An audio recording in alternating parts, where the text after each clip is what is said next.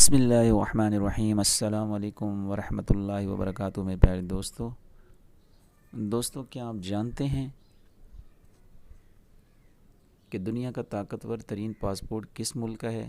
جی ہاں دوستو، وہ ملک جس کے شہری دنیا کے تقریباً تمام بڑے ملکوں تک رسائی کا حق رکھتے ہیں۔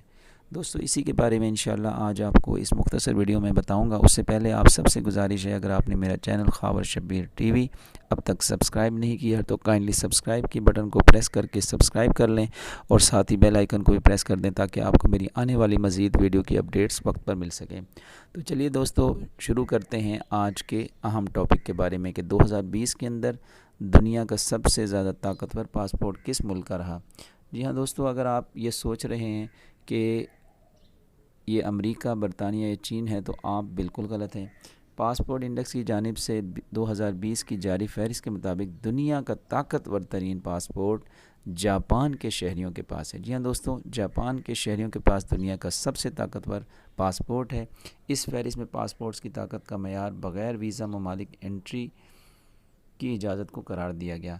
جاپان کے شہری 82 ممالک میں جانے کے لیے ویزے کی ضرورت ان کو نہیں ہوتی، جبکہ 34 ممالک میں ویزا آن ارائیول کی سہولت ان کو میسر ہے۔ اس کے بعد دوسرے نمبر پر نیوزی لینڈ کا پاسپورٹ ہے، جہاں کے شہری 77 ممالک میں ویزا فری جبکہ 39 میں ویزا آن ارائیول کی سہولت حاصل کرتے ہیں۔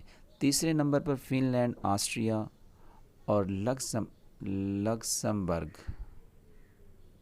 مشترکہ طور پر موجود ہیں، جہاں کے شہریوں کو 83 ممالک میں ویزا فری جانے کی اجازت ہے، تاہم ویزا آن ارائیول کی سہولت صرف 32 ممالک میں دستیاب ہے۔ آئرلینڈ اور جنوبی کوریا کے حصے میں چوتھا نمبر آیا اور ان ممالک کا پاسپورٹ رکھنے والے 81 ممالک میں ویزا فری جبکہ 34 میں ویزا آن ارائیول کی سہولت حاصل کر سکتے ہیں۔ اس کے بعد دوستو سوئٹزرلینڈ ہے اور سوئس پاسپورٹ کے حامل کو 80 ممالک میں جانے کے لیے ویزے کی ضرورت نہیں، جبکہ 35 ممالک میں پہنچتے ہی ویزا حاصل کیا جا سکتا ہے۔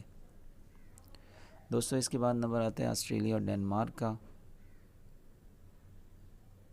جو کہ سر فہرست ممالک میں شامل ہیں۔ آسٹریلین شہری 76 ممالک میں ویزا فری جبکہ 39 ممالک میں ویزا آن ارائیول کی سہولت حاصل کر سکتے ہیں۔ اس کے بعد ڈنمارک کے رہائشیوں کو بھی 83 ممالک میں ویزا فری جبکہ 31 میں ویزا آن ارائیول سے مستفید ہو سکتے ہیں۔